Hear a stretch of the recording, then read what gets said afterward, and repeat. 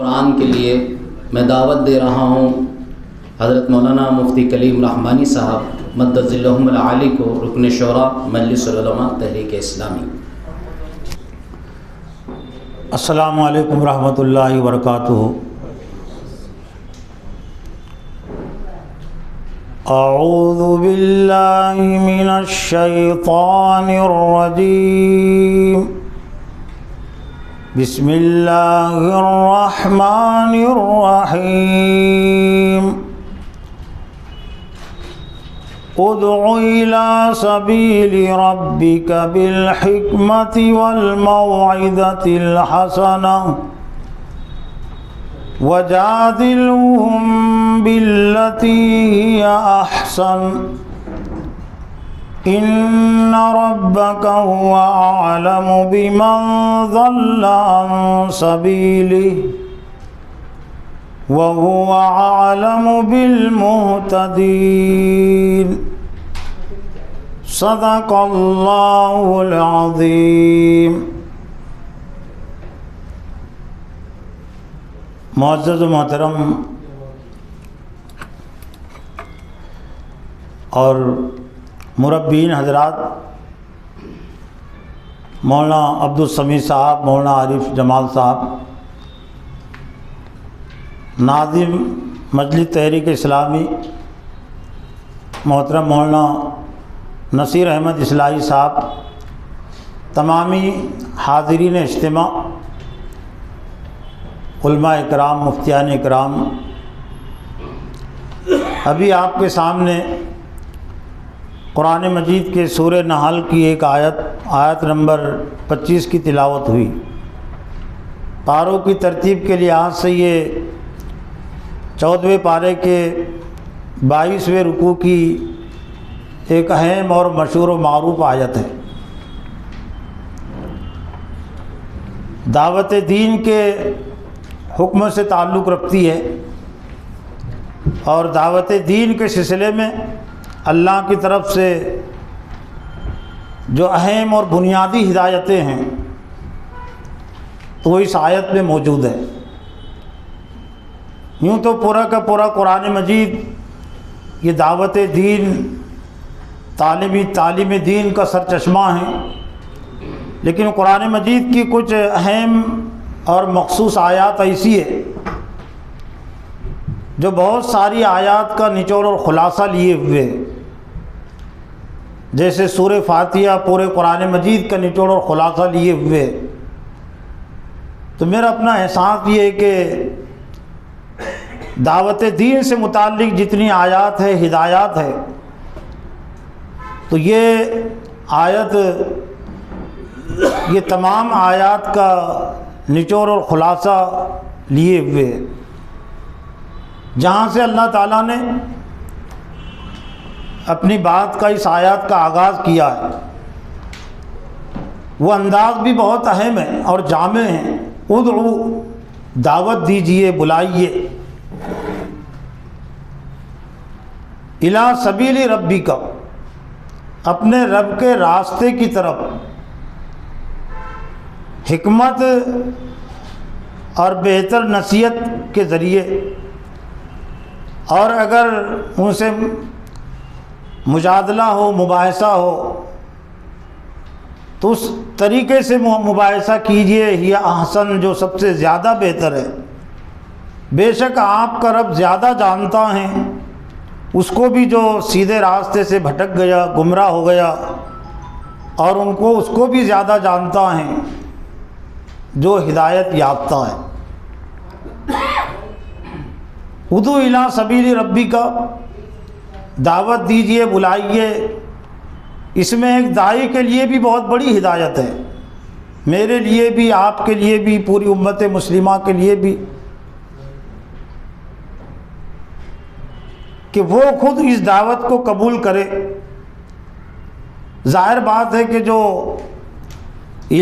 سبیل اپنے رب کے راستے پر قائم ہیں، اسی کا یہ حق بنتا ہے، اور اسی کو حق یہ پہنچتا ہے کہ وہ دوسروں کو بھی اس کی دعوت دے۔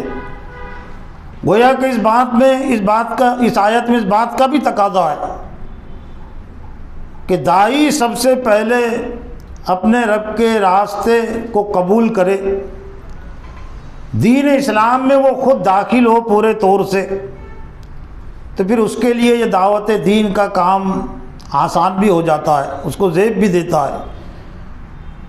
دعوت دین کے سلسلے میں جو مشکلات ہے اور جو اللہ تعالیٰ نے آزمائشیں رکھی ہے، وہ خود سبیل کے راستے سے واضح ہیں۔ یہ قرآن مجید کی بڑی جامع اصطلاح ہے، فی سبیل اللہ۔ سبیل راستے کو کہتے زمین کا راستہ، جس پر انسان بھی گزرتے، جانور بھی گزرتے، مسلمان بھی گزرتے، غیر مسلم بھی گزرتے۔ ابن السبیل قرآن مجید میں عربی میں مسافر کو کہتے ہیں، راستے کا بیٹا ابن السبیل اس کو کہتے تھے۔ یوں ہی اللہ نے اپنے دین کے کاموں کے لیے، دعوت کے لیے سبیل کا لفظ یوں ہی استعمال نہیں کیا۔ ہر راستہ قربانی چاہتا ہے، ہر راستہ حادثات سے بھرا ہوا ہے۔ دنیا میں کوئی 1 کلومیٹر کا راستہ ایسا نہیں دکھا سکتا کہ جس پر سے لوگ گزرتے ہوں اور وہاں کسی کی موت نہ ہوئی ہو۔ اور پھر جتنا راستہ لمبا ہوگا، بڑا ہوگا، تو اتنے حادثات کی، ایکسیڈنٹ کی تاریخ بھی بہت پرانی ہوگی۔ تو یہ دین اسلام کا راستہ وہ ہے، انفرادی لحاظ سے اگر ہم غور کریں تو پیدائش سے لے کر موت تک یہ ہر انسان کا یہ راستہ ہے، اس کا فی سبیل اللہ۔ کسی کی عمر اگر 20 سال ہے تو 20 سال کے لیے اس کا یہ راستہ ہے، وہ راستے میں فی سبیل اللہ۔ اس کی عمر اگر 40 سال کی ہے، 60 سال کی ہے، 70 سال کی ہے، تو گویا کہ 60 سالہ 70 سالہ اس نے یہ راستہ اختیار کیا ہے۔ 2 دن 3 دن کا راستہ بھی بہت ساری قربانیاں چاہتا ہے۔ یہ سال 2 سال کا راستہ نہیں ہے، یہ زندگی بھر کا راستہ ہے۔ وَلَا تَمُوتُنَّ إِلَّا وَأَنْتُمْ مُسْلِمُونَ، تم مت مرو مگر اس حال میں کہ تم مسلم بن کر رہو۔ تو گویا کہ دعوت دین کے سلسلے میں اللہ تعالیٰ نے جو تقاضے رکھے ہیں وہ خود بخود سبیل کے لفظ سے واضح ہو جاتے ہیں۔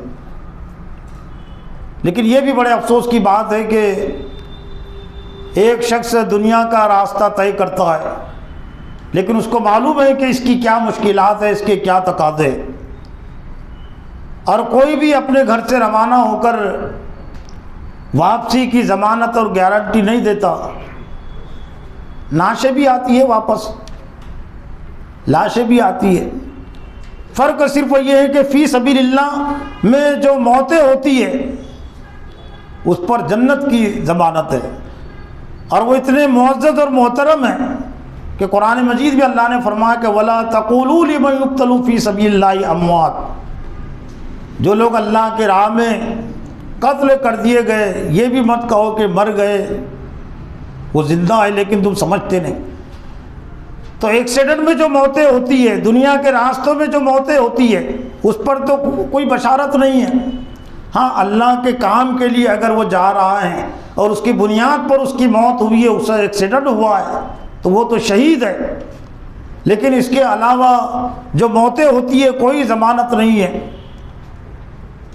تو آج ضرورت اس بات کی بھی ہے کہ دعوت ادعو الی سبیل ربی کا لفظ ہم پڑھتے ہیں، دوسروں کو ہم سناتے بھی ہیں، تو سبیل کے جو تقاضے راستے کے، ان تقاضوں کا علم بھی ہمیں پورے طور سے ہونا چاہیے، اور اس کے لیے ہمارا ذہن بھی ہر وقت تیار ہے۔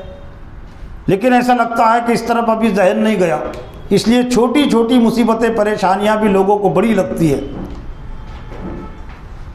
بالحکمتی بس دعوت دین کے جو 3 اہم تقاضے ہیں، اللہ تعالیٰ نے ان تقاضوں کو واضح کیا ہے۔ سب سے پہلا جو تقاضا ہے دعوت دین کا بالحکمہ، حکمت سے، بہت اہم ہے یہ حکمت کا لفظ۔ قرآن مجید میں اللہ تعالیٰ فرمایا کہ ایک مقام پر وَمَن يُؤْتَ الْحِكْمَةَ فَقَدْ أُوتِيَ خَيْرًا كَثِيرًا، جس کو حکمت دی گئی اسے خیر کثیر دیا گیا۔ لیکن یہ قرآن مجید میں جتنی اہم اصطلاح اہم لفظ ہے، تو ایسا لگتا ہے کہ امت کی طرف سے اس آیت حکمت کے تعلق سے بہت بڑی بے توجہ بھی پائی جاتی ہے، یا ہم یوں بھی کہہ سکتے ہیں کہ بہت بڑا ظلم بھی امت نے کیا ہے، یا ہم یوں کہہ سکتے ہیں کہ ہر ایک نے فیشن بھی بنا دیا۔ وہ تو ایک لیڈر نے سرسری طور سے فیشن کا لفظ استعمال کر دیا پارلیمنٹ میں امت شاہ نے کہ فیشن بن گیا امبیڈکر امبیڈکر امبیڈکر امبیڈکر۔ لیکن ایسا ہی امت مسلمہ میں حکمت حکمت حکمت حکمت حکمت فیشن بن گیا، اور ہر ایک نے حکمت کی تعریف اپنے طور سے کر ڈالی، جس کو اسلام کا کوئی علم نہیں لیکن وہ دلیل دیتا ہے کہ میں اس لیے خاموش رہ گیا کہ حکمت کا تقاضا تھا۔ تو زیادہ تر حکمت کا لفظ آج مسلم معاشرے میں جو استعمال ہوتا ہے اپنی ایمانی کمزوری کو دبانے کے لیے، چھپانے کے لیے، بزدلی کو چھپانے کے لیے، کمزوری کو چھپانے کے لیے، ہمت اور جرأت بھی شامل ہے حکمت میں۔ گہری بصیرت اور گہرے علم کا نام ہے حکمت، کہ اسلام کے جو احکام ہیں ان کی کیا کیا دلیلیں ہیں، ان دلیلوں کا بھی علم اسے ہو، اور یہ سب سے اول نمبر کی چیز ہے۔ انبیاء علیہ السلام کی بعثت کے مقاصد میں بھی حکمت شامل تھی۔ حضرت محمد صلی اللہ علیہ وسلم کے جو 4 اہم کام 4 مقامات پر بیان ہوئے، ان میں سے یعلم الکتاب والحکمت، وہ کتاب اور حکمت کی تعلیم دیتے ہیں۔ تو حکمت کے متعلق تو بہت سارے مفسرین نے، مصنفین نے کتابیں بھی لکھی ہیں، بڑی بڑی کتابیں، اب اس کے تفصیل میں جانے کا موقع نہیں، لیکن فہم اور بصیرت اس کو کہتے ہیں اصل حکمت، گہرا اور پختہ علم اسلام کا، اللہ کی بندگی کا، والموعظۃ الحسنہ، اور بہتر نصیحت کے ذریعے۔ حکمت کا تعلق غور و فکر سے، عقل سے بھی ہے، سمجھ سے بھی، اور اس کے بعد کی جو چیز ہے وہ بہتر نصیحت، اچھے انداز میں نصیحت۔ وَجَادِلْهُم بِالَّتِي هِيَ أَحْسَنُ، اور جب ان سے مجادلے کی ضرورت پڑے، مباحثے کی، یعنی کوئی حکمت سے کوئی بات نہ مانے، نصیحت بھی کوئی اثر نہ کرے، حجت پر تلائے، جھگڑے پر، تو جھگڑے کا جواب جھگڑا نہیں ہے۔ دعوت دین کے سلسلے میں جھگڑے کے لیے الگ میدان ہے، اس کو قتال کہتے ہیں، اور اس کی بہت ساری شرائط ہے، لیکن دعوت دین کے میدان میں کوئی جھگڑا نہیں ہے، کوئی جنگ نہیں ہے، کوئی ہاتھ اٹھانا نہیں ہے۔ وَجَادِلْهُم بِالَّتِي هِيَ أَحْسَنُ، اور ان سے مجادلہ کرو جو سب سے بہتر ہے۔ مجادلے کی ایک قسم اور مجادلے کی ایک شکل حضرت ابراہیم علیہ السلام کے اس بات سے دعوت ہم سمجھ سکتے ہیں کہ جب نمرود نے یہ دعویٰ کیا کہ میں بھی زندگی دیتا ہوں، میں بھی موت دیتا ہوں، تو حضرت ابراہیم علیہ السلام وہ ہے مجادلے کی ایک صورت، اور سبھی مفسرین نے اس کے متعلق فَإِنَّ اللَّهَ يَأْتِي بِالشَّمْسِ مِنَ الْمَشْرِقِ فَأْتِ بِهَا مِنَ الْمَغْرِبِ، یہ مجادلہ کہ میرا رب وہ ہے جو سورج کو مشرق سے لاتا ہے، مغرب میں غروب کرتا ہے، فَأْتِ بِهَا مِنَ الْمَغْرِبِ، اگر تیرا تو دعویٰ ہے کہ میں بھی رب ہوں تو اسے مغرب سے لے آؤ۔ فَبُہِتَ الَّذِي كَفَرَ وَاللَّهُ لَا يَهْدِي الْقَوْمَ الظَّالِمِينَ، کافر ہکا بکا ہو کر رہ گیا، اور اللہ تعالیٰ ظالموں کو ہدایت نہیں دیتا۔ ان ربک هو اعلم بمن ضل عن سبیلہ وهو اعلم بالمہتدین، بے شک آپ کا رب وہ زیادہ جانتا ہے کون گمراہ ہو گئے، راہ راست سے بھٹک گئے، اور ان کو بھی زیادہ جانتا ہے جو زیادہ ہدایت یافتہ ہے۔ اس آیت کی ایک اور آیت کے ذریعے سے بھی ایک طرح سے اس کی وضاحت بھی کرتی ہے یہ آیت، چونکہ چٹھی بھی آ چکی ہے، مقصود بھی نہیں ہے زیادہ وقت لینا، لیکن قرآن مجید کا ایک اہم تقاضا القرآن یفسر بعضہ بعضا، قرآن مجید کا بعض حصہ بعض کی تفسیر کرتا ہے۔